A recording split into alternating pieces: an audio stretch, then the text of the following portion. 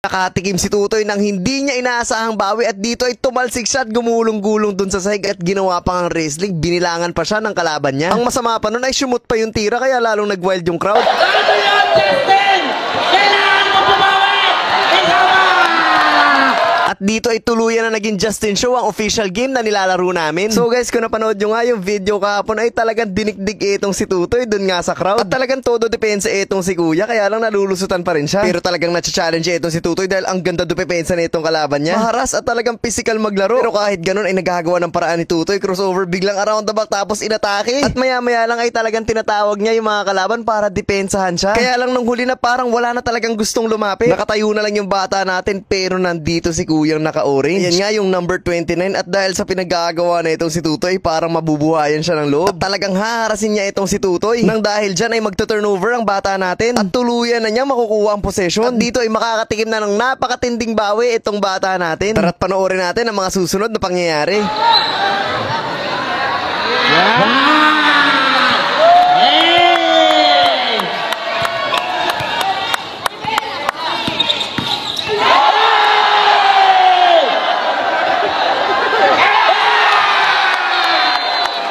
Talagang nagulat itong si Tutoy sa nangyari sa kanya. Nahanap na niya yung hinahanap niya. Ayun niya, pagbagsak niya, bigla pa siya binilangan ni Kuya. 2, 3. Ginawa ba namang wrestling yung basketball? At nang hindi na tumatay si Tutoy, tinira niya at pumasok pa. Mas lalo tuloy nag-wild yung crowd. Ano yun, Justin?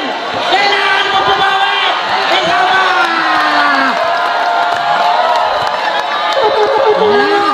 Eto na! Eto na!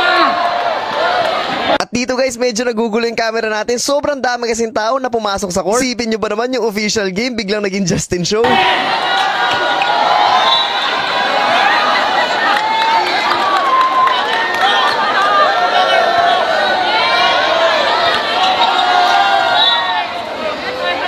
Kung pagsasama-samahin ko lahat ng foul na tinawag ni referee para dito sa player na to, 5 foul na yon sa loob lamang ng 2 minuto. At dito literal naging Justin Show yung official game. Nagtakbuhan at pumasok na lahat ng mga tao sa loob.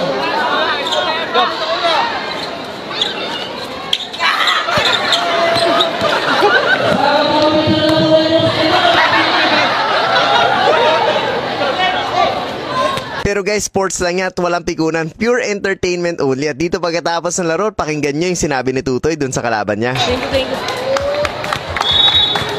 Pero guys, alam nyo, dati napakasaya namin pag maraming tao. Syempre, ang daming sumusuporta. Pero guys, alam nyo ba ngayon? Sobrang saya ko dahil sobrang daming tao na dinadala ni Lord at makakarinig ng mga salita niya dahil sa mga laro na ginagawa natin. At kung lagi ka namang nanonood ng videos natin, I encourage you na kilalanin mo si Lord sa buhay mo. One step at a time, hindi mabilis. Slowly surrender all of your worries, all of your problems, all of your troubles, and even your life para sa Kanya. Maya-maya lang ay nakatanggap pa ako ng sobrang gandang portrait. At si Kuya ang gumawa niyan. Isipin nyo yun, meron tao mag-i-effort at magsasayang ng oras para sa'yo. And Kuya, kung nanonood ka man, I want to tell you that Jesus loves you.